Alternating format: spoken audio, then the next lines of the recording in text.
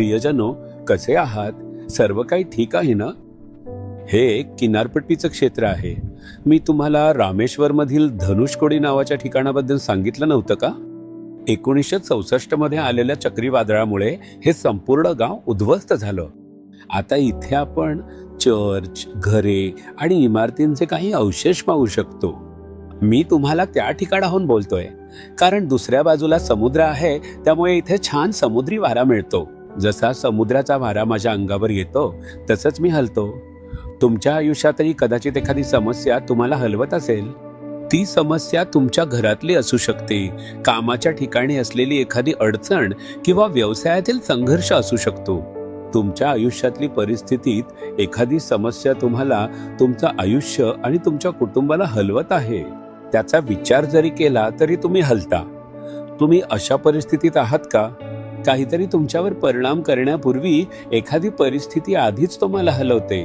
जसं चक्रीवादळ झाड पाडण्यापूर्वी ते वाऱ्यात डोलतं. जसं ते जोरात डोलत राहतं तसं त्याच्या मुळांवर परिणाम होतो आणि त्या बाहेर यायला लागतात. शेवटी झाड उभं राहू शकत नाही आणि पडून जातं. काहीतरी हलतंय म्हणजेच पडण्याची वेळ जवळ आली आहे. पण आपल्याला हलण्यापासून वाचवायला हवं. देवाचा एक माणूस दावीद याबद्दल स्तोत्र संहिता 16 वचन 8 मध्ये असं म्हणतो, तो परमेश्वर माझ्या उजवीकडे आहे म्हणून मी ढळणार नाही. आपण आयुष्यातल्या मोठ्या वादळांमध्ये किंवा समस्यांमध्ये हलू नये असं वाटत असेल तर प्रभू आपल्या उजव्या हाताला असला पाहिजे. दावीद म्हणतो, कारण प्रभू माझ्या उजव्या हाताला आहे म्हणून मी हलणार नाही. तुम्हाला हलू नये असं वाटत असेल तर प्रभूला तुमच्या बाजूला ठेवा. तो असं म्हणत नाही का, मी तुला कधीच सोडणार नाही किंवा त्यागणार नाही?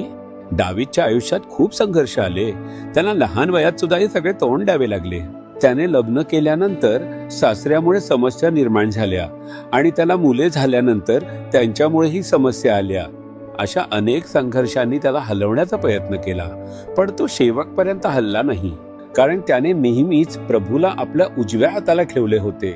माझ्या सेवा काळात मी अनेक संघर्ष, समस्या, निंदा, क्लेश आणि आरोपांचा सामना केला आहे, ज्यांनी मला हलवण्याचा प्रयत्न केला.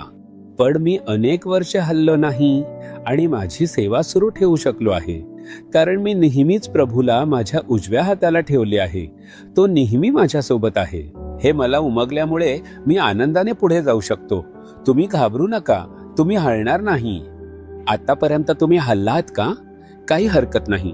आज असे म्हणा, प्रभू नेहमी माझ्यासोबत राहा, कृपया माझ्या उजव्या हाताला राहा. मग तुमच्या परिस्थिती बदलतील. तुम्ही हलणार नाही पण यशस्वी व्हाल. तुम्ही प्रगती कराल आणि साध्य कराल. पिता येशू, मी दाविदासारखा प्रार्थना करतो. प्रभू माझ्या उजव्या हाताला असल्यामुळे मी हलणार नाही. हा मुलगा अशा प्रकारे प्रार्थना करतो आहे, ही मुलगी अशा प्रकारे प्रार्थना करते आहे. नजरेतच्या येशूच्या नावाने त्यांना हलवणाऱ्या समस्या आत्ताच दूर होऊ देत. येशूच्या नावाने परिस्थिती बदलू देत.